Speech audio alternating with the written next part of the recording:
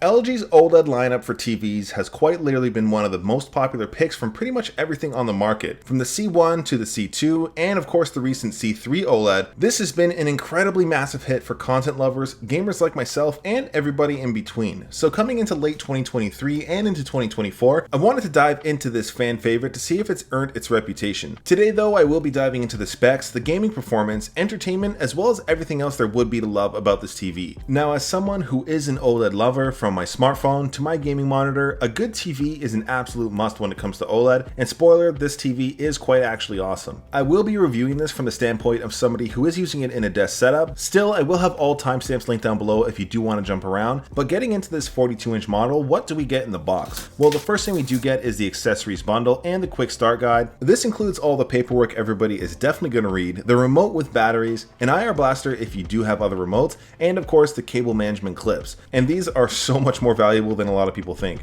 Lastly, of course, there is the TV itself. I will mention something a little bit different with the 42-inch model is that you do get two tiny feet instead of the center base you would find on larger models of this TV. You also do get this side panel which helps cover your cables and keep things a little bit tidier. Setting this up though, it is rather simple. It's just a matter of screwing on the two legs and going through the initial TV software for setup. For myself, this was easier done by downloading the LG ThinQ app on my phone, but you can just use the remote if you want to. With this though, you can choose your network, some AI profile settings, as well as downloading some popular apps right off the get-go. I did also use the cable clips and cover to route my cables to the back end and to keep it clean and out of sight. Definitely always recommend this. For me though, this setup will be in my office as mentioned, where I do an absolute ton of professional and creative work alongside a whole lot of gaming. But as somebody who has always desired a glossy 4K monitor for the longest while, this is quite literally the only good option I've found to date. Coming down to the build and design, it really is a premium product. As an OLED display, the panel itself is wildly thin, which makes me feel super old realizing how far TVs have come. And since I am using this in a desk setup, it's a huge plus that the entire TV is rather compact, mostly for the super thin bezels. And apart from some LG OLED branding on the back end, this entire package is sleek and minimal, with the brushed metal edges adding to the premium feel. If you are wondering what the clearance is for the feet, we are working with about 1¼ inches for the 42-inch model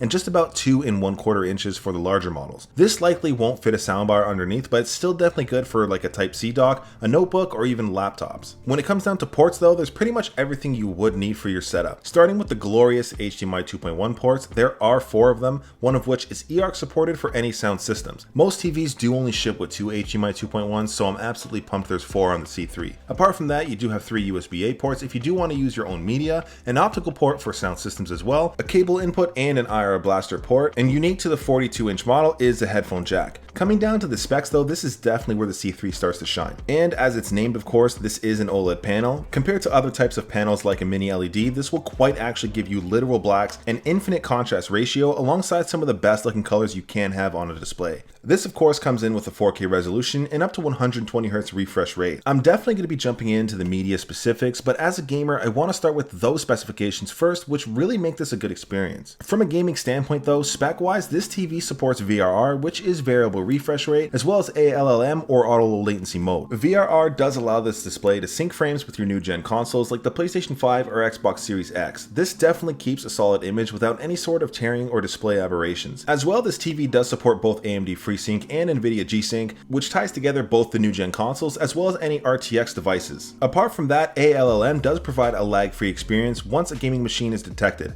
And fun fact, typically TVs are absolutely atrocious for latency when using them as monitors, but the built-in game mode here gives that same low latency you'd find while gaming. Still, coming in with a beautiful 4K image at up to 120Hz, it's easy to see why this is a fan favorite. Hopping into games like Spider-Man 2 definitely showcased the beautiful graphics available on the PlayStation 5 alongside the HDR capabilities this display has while gaming. And paired with the low 0.1 millisecond response time, playing shooters like Call of Duty or Overwatch are as good as it gets if playing competitively. And while I'm getting absolutely dunked on by children in Call of Duty, I can still say it's an incredible time. But hopping into games like Cyberpunk are an easy way to show off the HDR capabilities as well, especially between all the lights and darks within Night City. And one of the things that really ties this whole game experience together is definitely the gaming menu on the TV itself. This does show your current frame rate, settings, and it does allow you to change your game images depending on what you're playing. Whether it is FPS, RPG, or racing, there is something for someone. And it's not just the gaming too. Jumping into all the media side of things, content is equally beautiful on this OLED panel. With colors that absolutely pop against the literal blacks, this is an easy way to enjoy any show or movie. In terms of reflections though, it's totally going to depend on your area and how much ambient light there is,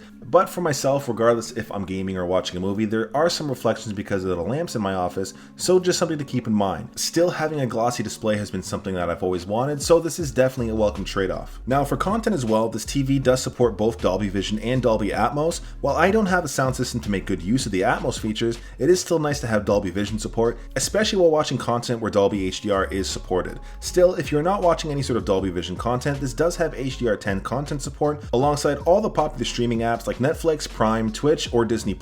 And while I do spend more time gaming than watching content, I've recently started One Punch Man, which is quite actually hilarious. If you haven't given that a try, definitely give it a go. And while a YouTube video definitely won't do it justice, the speakers on here are also incredibly good, especially for anybody using this as a monitor like myself, where you typically only get like 2-watt speakers, if any at all. And speaking about that monitor usage, if you are getting a 42-inch model, this very well might be one of the only options when it comes down to 4K glossy displays at a high refresh rate. For myself, it's just incredibly nice having this much screen real estate while working, alongside editing any sort of YouTube videos. My timeline absolutely stretches across, and this is incredibly useful. And as mentioned before, there is zero input lag whatsoever when I am typing or moving my mouse around, thanks to that game optimizer mode. But when it comes down to all the other apps and features, there's almost enough here to make an entire video on its own, but I will highlight some of my favorite features. Off the bat, it is a smart TV, which pretty much has all those popular apps I mentioned, and I personally use YouTube, Netflix, and Disney Plus the most. And when it comes down to settings, there is a whole lot here you can change, from your picture profiles to your sound preferences.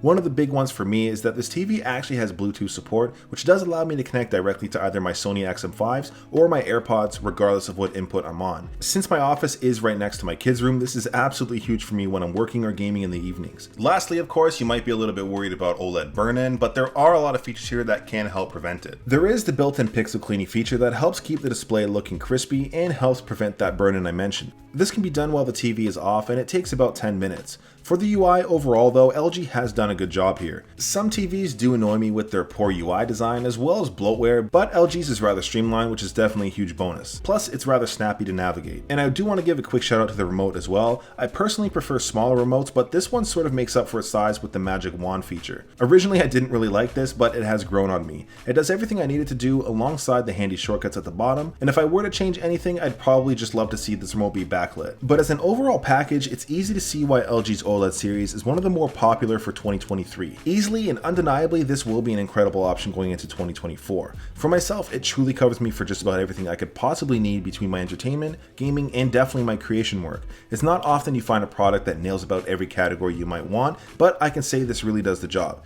Is it perfect? No, not really, but nothing truly is. My only nitpick here would be wanting more brightness when I am doing any sort of work, but when watching anything or gaming, the brightness here is actually excellent. Outside of that, I'd kind of have to go searching for something to dislike. But let me know what you guys think. Is this a great option going into 2024? And if so, what would you be playing on here? Anyways, I appreciate you watching till the end. Till next time.